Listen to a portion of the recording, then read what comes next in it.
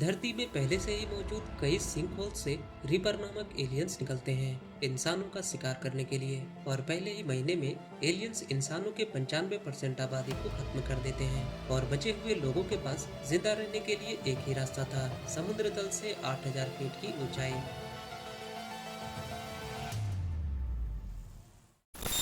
तो कहानी की शुरुआत होती है और हमें एक छोटी सी बस्ती में विल और उसके बेटे हंटर को दिखाया जाता है। हंटर छोटी सी उम्र में फेफड़ों की बीमारी से जूझ रहा था। हंटर बार बार 8000 फीट की सेफ लाइन से नीचे बने एक माउंटेन पर जाने की कोशिश करता था, क्योंकि यही वो जगह थी जहां उसने अपनी माँ को आखिरी बार देखा था। दरअसल उसकी माँ तारा एक साइंटिस्ट नीना के साथ मिलकर रिपर्स के कमजोरियों का पता लगा रही थी, पर इसी दौरान वो रिपर्स का शिकार बन गई और अब विल की जिंदगी में बस हंटर ही बचा था। हंटर के बीमारी के कारण उसे समय समय पे ऑक्सीजन के कैंस की जरूरत पड़ती थी, पर अब विल के पास उसके ऑक्सीजन के कैंस भी खत्म हो चले थे और अगर उसे अपने बेटे को जिंदा रखना था तो उसे कैंप से नीचे जाकर बोल्डर हॉस्पिटल से कैंस लाने होंगे। विल मदद के लिए नीना के पास जाता है, क्योंकि पिछली बार नीना शहर में अपने लैब गई थी तो उसने उन एलियंस को मारने का तरीका ढूंढ लिया था। पर नीना सेफ जोन से नीचे जाने के लिए तैयार नहीं थी, क्योंकि वो जानती थी कि सेफ जोन से नीचे जाना खुदकुशी है। विल नीना को तारा की याद दिलाता है और कहता है कि वो तुम पर भरोसा करती थी और इसी भरोसे के कारण उसकी जान चली गई। और अब आखिरकार नीना मान जाती है। विल के साथ उसकी दोस्त केटी भी जाने के लिए तैयार हो जाती है, क्योंकि वो किसी भी तरीके से उन एलियंस को मारने का तरीका ढूंढना चाहती थी, क्योंकि वो जानती थी कि 8000 फीट की ऊंचाई जेल से कम नहीं है। और अब विल हंटर से लौटने का वादा करके नीना और केटी के साथ बोल्डर की ओर निकल जाता है। वे लोग पहाड़ों से होते हुए सेफ लाइन को क्रॉस करके नीचे की ओर बढ़ रहे थे। नीना ने एक कंपास का इजाद भी किया था, जो कि रिपर्स के नजदीक होने पर कंपास की सुई उसकी ओर इशारा करने लगती थी। दरअसल रिपर्स अपने सुरक्षा के लिए खुद के मैग्नेटिक फील्ड को जनरेट करते थे, जो कि धरती के मैग्नेटिक फील्ड से तगड़ी होती थी और नीना के कंपास ये डिटेक्ट कर लेते थे। पर वे लोग अभी तक ये पता नहीं लगा पाए थे कि वो रिपर्स 8000 फीट की ऊंचाई को पार क्यों नहीं करते। थोड़ी देर बाद उन लोगों को रास्ते में मिलिट्री के कुछ गाड़ियां मिलती हैं और विल वहां से कुछ गोलियां और ग्रेनेड लॉन्चर को उठा लेता है। केटी को कुछ घोड़ों का झुंड दिखता है और वो सोच में पड़ जाती है कि रिपर्स ने इन्हें कुछ क्यों नहीं किया। थोड़ी देर बाद वे लोग स्केटिंग एरिया के पास पहुंच जाते हैं, जो कि सेफ जोन से 360 फीट नीचे था और ठीक तभी नीना का कंपास एक रिपर को डिटेक्ट कर लेता है। केटी ग्रेनेड से उस रिपर को मारने की कोशिश करती है, पर उस रिपर पर ग्रेनेड का कोई भी असर नहीं हो रहा था। विल फौरन ही लिफ्ट को ऑन करने की कोशिश करने लगता है। उधर केटी भागते हुए एक पोल पे चढ़ जाती है और नीना लिफ्ट को ऑन करती है और वे लोग ऊपर की ओर जाने लगते हैं, पर रिपर बहुत ही तेजी से उनकी ओर बढ़ रहा था। केटी पोल से जंप करती है और विल उसे पकड़ लेता है, पर वो एलियन लिफ्ट की तार को जोर से झटका देता है और वे लोग नीचे गिर जाते हैं। और अब वे लोग अपनी जान बचाकर भागते हैं और किसी तरह सेफ जोन में पहुंचकर राहत की सांस लेते हैं। रात के वक्त केटी कहती है कि ग्रेनेड्स उन पे काम नहीं कर रहे थे और रिपर्स एक शिकारी की तरह पहले महीने में ही इंसानों की नस्ल को खत्म करने की कगार पर ले आए। नीना आगे कहती है कि शिकारी शिकार करता है उसे खाने के लिए, पर रिपर्स धरती पे सिर्फ इंसानों का ही शिकार कर रहे हैं, पर वे लोग इंसानों को खाते नहीं, तो फिर उनका शिकार करने का मकसद क्या है। विल कहता है कि हो सकता है गॉड ने इंसानों के पापों की सजा देने के लिए रिपर्स को धरती पे भेजा होगा। पर इन सब के बीच विल को अपनी बीवी तारा के कुछ आखिरी विजन्स आते हैं, जहां वो बार बार तारा को नीना के साथ नीचे जाने से रोकता था, पर नीना ये करना चाहती थी अपने बेटे हंटर के लिए।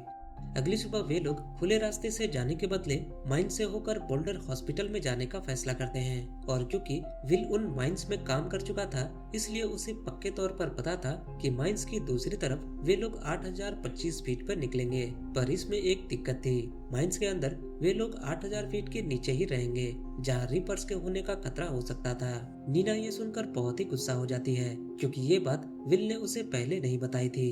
विल कहता है कि माइंस के दोनों दरवाजे 8000 फीट के ऊपर हैं और तुम्हारे पास तो कंपास भी है, फिर दिक्कत कैसी। पर नीना कहती है कि रीपर्स रात के अंधेरे में देख सकते हैं। वे धरती पर जमीन को खोद कर निकले थे और मेरा कंपास भी सिर्फ सतह पर ही काम करता है, माइंस के अंदर नहीं। और ऊपर से वो हमसे बहुत ही तेज हैं। विल किसी तरह उन लोगों को मना लेता है और वे लोग माइंस के अंदर जाते हैं। माइंस के अंदर उतरते ही नीना का ट्रैकर काम करना बंद कर देता है और तभी विल देखता है कि आगे का रास्ता बंद है और उन लोगों को अब एक नए रास्ते से होकर आगे की ओर बढ़ना था। पर दिक्कत ये थी कि वो रास्ता 8000 फीट से बहुत ही नीचे था। नीना कहती है कि इस बंद एरिया में रीपर्स हमारे द्वारा छोड़े गए कार्बन से हमें जल्द ही पहचान लेंगे और हम सब मारे जाएंगे। पर विल अब पीछे हटने वाला बिल्कुल भी नहीं था।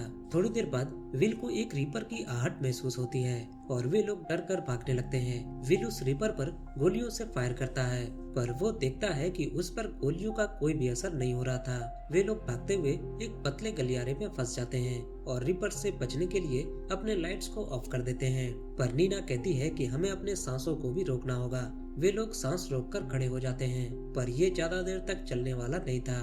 केटी को फौरन ही वहाँ एक पतला गलियारा नजर आता है और वो भागकर दूसरी ओर निकलती है पर वहाँ उसकी मौत खड़ी थी और वो रीपर केटी को अपने टेंटिकल्स से मार डालता है। थोड़ी देर बाद विल और नीना एक सीढ़ी के सहारे माइन से बाहर निकलते हैं पर उन लोगों ने केटी को खो दिया था। थोड़ी दूर चलने के बाद वे लोग एक घर में रात बिताने का फैसला करते हैं और अब विल नीना से पूछता है कि तुमने उस लैब में क्या बनाया था। नीना जवाब में बताती है कि उसने पेरिक्लेस को बनाया था जो कि मैग्नीशियम ऑक्साइड का क्यूबिक वर्जन था। नीना के मुताबिक रीपर्स के खाल इलेक्ट्रिकली चार्ज होते हैं जिसके कारण उसे तोड़ा नहीं जा सकता। पर अगर वो सही है तो पेरिक्लेस से लैस एक गोली उसके शील्ड में बहुत ही बड़े अंतर को बना देगा और फिर रीपर की शील्ड खत्म हो जाएगी और एक धमाके से वो मारा जाएगा।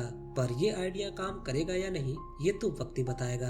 अगली सुबह वे लोग घर से बाहर पड़ी एक वैन को लेकर शहर में लैब की ओर बढ़ते हैं और वे लोग सेफ जोन से काफी नीचे आ चुके थे।